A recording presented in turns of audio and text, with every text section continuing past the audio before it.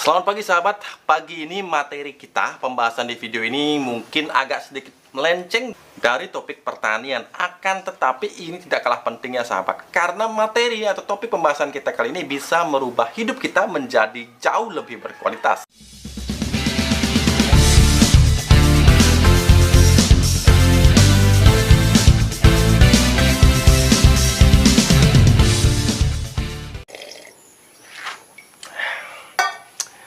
Nah, judul pembahasan kita kali ini sahabat adalah 5 sebab mengapa kita selalu bermasalah dengan uang. Mengapa Beli memilih topik ini sahabat? Karena ini semua adalah hasil dari pengalaman Beli sendiri di masa lalu. Jadi bisa Beli katakan inilah jejak kehidupan Beli di masa lalu, dimana setelah Beli menamatkan kuliah Beli pernah bekerja di lembaga keuangan, di bank. Kemudian Beli juga pernah bekerja di asuransi sahabat. Dan kemudian terakhir Beli juga pernah memiliki usaha sendiri, bisnis sendiri, atau bahasa kerennya sebagai pengusaha, seperti itu sahabat. Nah, di ketiga jenis profesi yang pernah Beli lakoni ini sahabat, di sini Beli banyak sekali bertemu dengan teman-teman yang memiliki masalah serupa, terutama ketika Beli bekerja di bank maupun di asuransi. Nah, di sini Beli banyak sekali bertemu dengan para teman-teman yang bermasalah dengan kondisi keuangannya. Nah, di sini Beli akan menjelaskan bagaimana sih atau apa sih yang menyebabkan para sahabat Beli ini bisa bermasalah dengan keuangannya, meskipun ternyata bukan bermasalah karena tidak ada penghasilan, akan tetapi karena salah pengelolaan keuangannya. Nah, yang pertama sahabat, tahukah sahabat bahwa ternyata fakta di lapangan yang Beli temukan dulu bahwa mereka-mereka yang bermasalah dengan keuangan justru bukan mereka yang dari kalangan tidak punya penghasilan sahabat, akan tetapi mereka yang justru memiliki penghasilan. Akan tetapi banyak di antara para sahabat ini yang penghasilannya itu menjadi minus atau pengeluaran lebih banyak daripada pendapatan. Nah, dan di sini sebabnya ada dua sahabat. Yang pertama, mungkin karena memang penghasilannya terlalu kecil untuk bisa memenuhi kebutuhan hidupnya. Yang kedua, penghasilannya sudah cukup, bahkan lebih dari cukup, akan tetapi cara mereka dalam mengatur keuangan ini sangat keliru. Untuk alasan yang pertama, karena penghasilannya ini terlalu sedikit, tentu saja solusinya adalah untuk mencari penghasilan tambahan. Akan tetapi kasus yang kedua sahabat, di mana seseorang memiliki penghasilan akan tetapi tetap saja keuangannya kacau. Nah, ini yang paling banyak ditemui saat itu sahabat. Nah, Beli sering menyebutnya sebagai kesalahan dalam melihat uang sebagai alat untuk mendapatkan kebahagiaan. Hah? Jadi bukankah emang uang itu adalah alat kita untuk berbahagia, Pak? Nah, begini sahabat. Ketika kita memiliki mindset yang salah mengenai uang, jadi misalkan ketika Beli mendapatkan uang, Beli merasa bahwa uang ini akan membahagiakan Beli, akan memenuhi semua keinginan atau unek-unek yang selama ini Beli ingin dapatkan. Nah, ketika Beli mendapatkan mindset atau cara berpikir seperti itu mengenai uang, maka inilah yang rawan sekali membuat kondisi keuangan kita kacau sahabat. Jadi tidak heran ketika kita melihat tipe-tipe orang seperti ini sahabat. Jadi ketika mendapatkan uang itu terjadi kebahagiaan yang terlalu berlebihan, kemudian akan membelanjakan uang ini sahabat kepada hal-hal yang tidak perlu asal bikin mereka bahagia. Nah, ini yang menyebabkan orang-orang tipe ini akan sangat susah sekali dalam mengelola keuangannya. Jadi jangan salah dalam mengartikan uang. Bagi Beli, nah versi Beli, uang itu apa? Uang itu sebenarnya hanyalah alat pembantu kita untuk bisa lebih merasa aman, merasa leluasa dalam menjalani kehidupan ini sahabat. Jadi apabila kita memandang uang bukan lagi dengan rasa bahagia yang berlebihan sahabat, ketika misalkan kita mendapatkan uang atau Beli misalkan habis panen jati mendapatkan uang, ya usahakan kita tidak mendapatkan euforia di dalam sini yang terlalu berlebihan, sehingga kita akan mulai menginginkan sesuatu. Wah, saya panen jati tadi, Beli ingin membeli ini, membeli motor baru, membeli apa. Jadi ketika kita sudah bisa memandang uang hanya sebagai alat untuk keamanan, untuk alat sebagai kita membuat kita menjadi lebih leluasa, ini menyebabkan nanti kita akan makin bijak dalam mengelola keuangan. Lebih baik uang daripada sebagai alat untuk memuaskan keinginan kita untuk bisa mendapatkan bahagia. Jadi uang itu diidentikan dengan bahagia, maka akan kemana-mana larinya. Tapi bila uang kita anggap sebagai alat keleluasaan kita, keamanan kita di masa depan, maka jatuhnya akan menabung, sahabat. Ini bedanya. Jadi hati-hati dengan mindset kita, hati-hati dengan cara berpikir kita mengenai uang. Kemudian hal kedua yang ditemukan juga bagi mereka yang bermasalah dengan uangnya adalah pola pikir begini. Yang sekarang dipikirkan sekarang, yang nanti biarlah pikirkan nanti. Jadi biasanya pola pikir seperti ini akan berusaha untuk menghabiskan berapapun yang mereka dapatkan, berapapun uang yang mereka dapatkan, mereka akan habiskan hari ini dan besok kita pikir nantilah. Nah, pola pikir seperti ini sebenarnya sangat berbahaya, sahabat. Jadi sebisa mungkin ketika kita sudah memiliki mindset bahwa uang itu sarana untuk pelampiasan, maka inilah yang sangat berbahaya. Jadi banyak sekali yang penghasilannya besar, sahabat, terutama yang penghasilannya ini tidak pasti ya. Misalkan seperti beli, misalkan kadang-kadang mendapatkan hasil panen yang banyak, kadang-kadang nggak ada penghasilan sama sekali. Nah, yang seperti inilah yang berbahaya bila kita memiliki mindset yang sekarang nikmati sekarang, yang besok pikir besok. Nah, hal-hal seperti ini bisa kita hindari dengan cara apa? Ketika kita mendapatkan penghasilan, bagi sahabat yang penghasilannya tidak pasti, sahabat ya, kadang banyak, kadang sedikit. Nah, beli pernah mengalaminya ketika beli membuka usaha, sahabat. Jadi yang pada saat itu beli lakukan adalah beli banyak-banyak, lebih banyak mengalokasikan uang yang kita dapatkan itu sebagai sarana investasi, akan tetapi di sini beli memilih investasi yang mudah dicairkan. Dalam hal ini investasi yang mudah dicairkan adalah investasi berupa emas. Nah, ini penting sekali bagi sahabat yang saat ini memiliki posisi di mana penghasilannya itu tidak menentu. Kadang-kadang penghasilannya banyak, kadang-kadang sepi, tidak ada penghasilan. Nah, berbeda dengan pegawai atau karyawan yang penghasilannya sudah pasti setiap bulannya. Jadi bagi sahabat yang penghasilannya tidak pasti, yang penghasilannya kadang banyak, kadang sedikit, beli sarankan sekali, rekomendasikan sekali, mulailah untuk berpikir investasi, tapi dengan cara yang benar, sahabat ya. Bukan investasi yang berdasarkan hawa nafsu. Karena begini, kadang banyak yang memikirkan investasi tapi didorong oleh hawa nafsu, keinginan yang tidak sesuai dengan budget yang dimiliki. Ini banyak sekali, apalagi saat ini di saat krisis ekonomi akibat pandemi, banyak sahabat-sahabat yang mengalami masalah karena ini. Banyak investasi, ketika kita berinvestasi akan tapi uang yang kita pakai justru merupakan pinjaman ke bank. Misalkan investasi pada rumah, pada tanah, yang mana kita masih menghutang, sahabat. Ini beli sangat tidak sarankan. Bila sahabat memang memiliki kemampuan 1 juta misalkan untuk investasi, kenapa tidak memilih emas untuk investasi? Jadi langsung kita bisa miliki misalkan 1 gram emas. Saat ini mungkin harganya kurang lebih 1 juta. Sahabat bisa belikan emas sebanyak 1 gram mungkin di Pegadaian, dengan metode apapun, dengan metode tabung emas atau cicil emas, sahabat.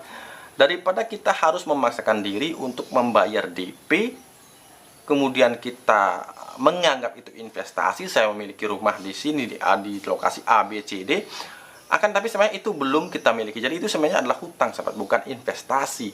Dan ilmu ini saya dapatkan atau beli dapatkan dari guru beli, yaitu seorang ahli keuangan yang juga seorang yang dikenal sebagai seorang bapak anti riba, yaitu Bapak Arli Kurnia. Jadi di sini beliau mengajarkan bahwa investasi itu adalah sesuatu yang benar-benar kita sudah miliki, sahabat. Jadi bukan sesuatu yang kita belum miliki, itu bukan investasi, akan tetapi namanya hutang. Dan terbukti, sahabat, di saat pandemi seperti ini banyak sekali kredit yang gagal, yang tidak bisa dibayar, dan akhirnya bunga berbunga, hutangnya pun membengkak. Jadi bukan investasi, melainkan hutang yang makin membengkak. Tapi Pak, tapi beli, kan emas itu kenaikannya sangat lambat, beli. Memang, sahabat, bahkan bisa dikategorikan mungkin emas ini tidak bisa dianggap sebagai instrumen investasi yang menjanjikan. Akan tetapi emas memiliki nilai yang terus aman, sahabat, dari waktu ke waktu dari yang namanya gerusan inflasi. Nah, di sini nilainya akan tetap sama. Sebagai contoh, sahabat, ketika ini sudah banyak sekali sebenarnya diceritakan oleh para ahli keuangan bahwa emas itu menjaga uang kita dari gerusan inflasi. Misalkan di tahun ketika beli masuk SMP, mungkin saat itu biaya untuk membayar SPP saat itu, mungkin biaya uang gedung ketika beli masuk SMP di masa lalu itu setara dengan 1 gram emas. Dan saat ini pun ketika beli atau kita miliki anak yang masuk SMP, nilai untuk uang gedung itu atau biaya uang gedung itu pun mungkin setara dengan nilai atau masih tetap dengan nilai 1 gram emas. Jadi nilainya di sini benar-benar bertahan dari gerusan yang namanya gerusan inflasi, sahabat. Nah, akan tetapi Beli tidak melarang seorang untuk investasi ke rumah atau yang lain, asalkan kita bisa mendapatkannya secara cash. Nah, ini jauh lebih baik. Karena apa? Karena kita tidak pernah tahu bagaimana perjalanan keuangan kita. Ya, kalau terus lancar kita bisa mencicilnya. Akan tapi bagaimana bila kita, namanya kehidupan seperti tidak selalu mulus, sahabat. Bagaimana bila kita kehilangan pekerjaan, kehilangan rezeki tambahan yang selama ini kita harapkan seperti itu. Lebih baik kita menginvestasikannya. Kalau kita mau benar-benar menginvestasikannya pada rumah, lebih baik beli secara cash. Ini yang paling aman, sahabat. Kalau tidak mampu, silahkan kumpulkan dulu uang sahabat dalam bentuk emas, dan ini akan menjaga nilainya dari inflasi, sahabat. Nah, yang ketiga kemudian adalah kita kadang-kadang terlalu nyaman dengan penghasilan saat ini, alias tidak menyiapkan penghasilan sampingan. Nah, ini penting sekali, sahabat, karena banyak sekali Beli bertemu teman sahabat yang terlalu percaya terhadap satu jenis sumber rezekinya. Jadi percaya sekali dengan ini, kemudian tidak berusaha untuk mencari sumber rezeki sampingan, meskipun itu mungkin jumlahnya sangat sedikit. Akan tetapi ini bisa jadi penyelamat saat satu pekerjaan utama kita, satu sumber rezeki kita itu hilang, sahabat. Di masa pandemi ini banyak sekali terjadi, sahabat. Jadi jangan remehkan yang namanya penghasilan sampingan, penghasilan tambahan, pekerjaan tambahan yang menghasilkan sumber uang, sumber rezeki, meskipun itu hanya sedikit sekali porsinya saat ini. Tapi jangan salah, itu bisa menjadi penyelamat kita nanti apabila kita benar-benar kehilangan sumber penghasilan utama kita. Jadi bagi sahabat yang saat ini masih memiliki satu sumber penghasilan saja, usahakan untuk menambah sumber penghasilan dengan cara apapun, sahabat. Memelihara ayam, kemudian beternak, yang lainnya, sahabat. Intinya apapun, asalkan itu bisa menghasilkan penghasilan, meskipun itu jumlahnya mungkin saat ini masih kita anggap remeh. Akan tapi jangan salah, di masa depan ketika yang satu ini, yang besar ini hilang, penghasilan tambahan ini justru bisa menjadi penyelamat keuangan kita.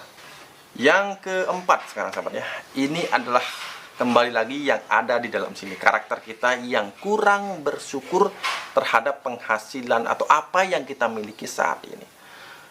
Kadang-kadang ini benar-benar bisa menjebak kita dalam satu masalah keuangan yang serius. Karena apa?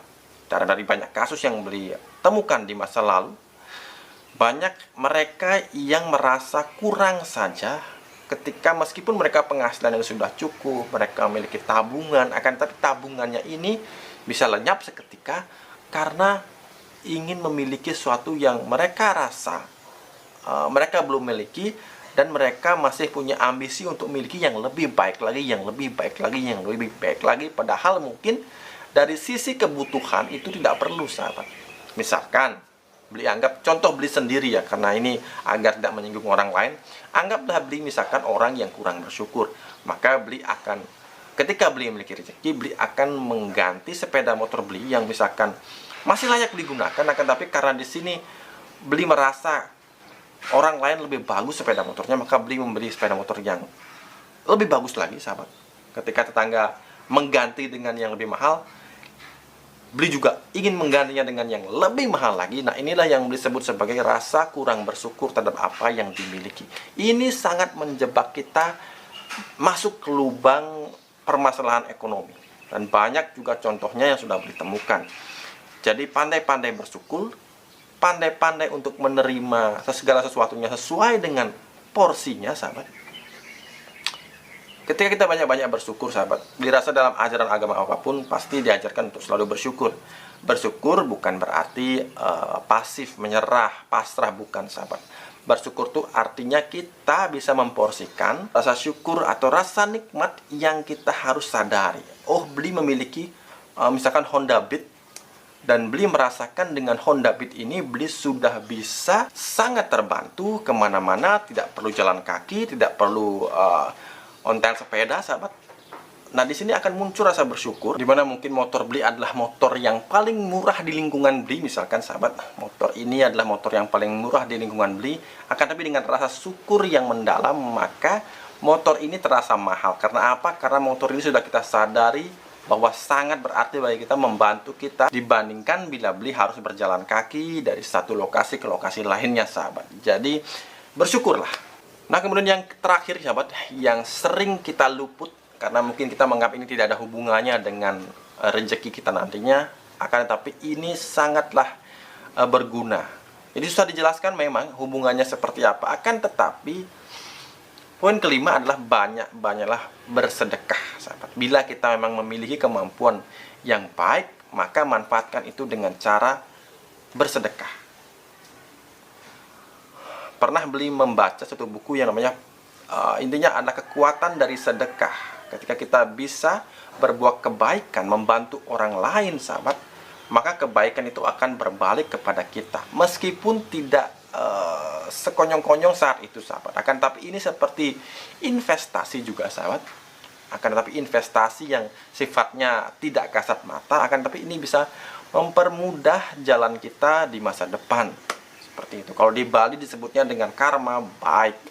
Jadi bersedekah ini benar-benar bisa dan terbukti banyak bisa melancarkan segala usaha kita, meskipun itu tidak otomatis seperti itu, sahabat. Jadi jangan berpikir ketika kita membantu orang secara ekonomi, kita membantu orang di kemarin hari, kemudian hari ini urusan kita akan lancar. Enggak, bukan seperti itu. Akan tapi ini benar-benar menjadi sebuah sebuah jalan, minimal kita sudah mengambil jalan yang baik agar bisa segala urusan kita dimudahkan oleh Yang Maha Pencipta. Karena apapun kebaikan itu akan pasti kembali kepada diri kita. Meskipun tidak langsung otomatis seperti itu. Banyak yang berkata, beli saya sudah membantu ini, tapi kok hidup saya susah beli ya. Nah, mungkin ada 4 poin yang di depan tadi yang sahabat lupakan. Jadi ini semua adalah satu kesatuan yang tidak bisa kita pisahkan. Jadi mentang-mentang kita sudah sedekah, kemudian kita menggunakan uang dengan sembarangan, itu juga tidak bisa, sahabat. Jadi pastikan dari 5 poin yang beli sudah nyatakan tadi, yang terakhir ini adalah kita bersedekah, maka semua urusan kita di dunia ini, karena dunia ini hanya sementara, sahabat, jadi bisa kita manfaatkan dengan sebaik-baiknya. Kita bisa mengabdikan hidup kita kepada Yang Maha Kuasa, juga kepada berguna bagi orang-orang di sekeliling kita, terutama untuk keluarga yang sangat kita cintai dan yang sangat ingin kita jaga. Oke, cukup sekian video Blik kali ini, sahabat. Jangan lupa, sahabat, untuk selalu berusaha menanamlah hari ini agar kita bisa panen esok hari. Sampai jumpa lagi di video-video Blik berikutnya.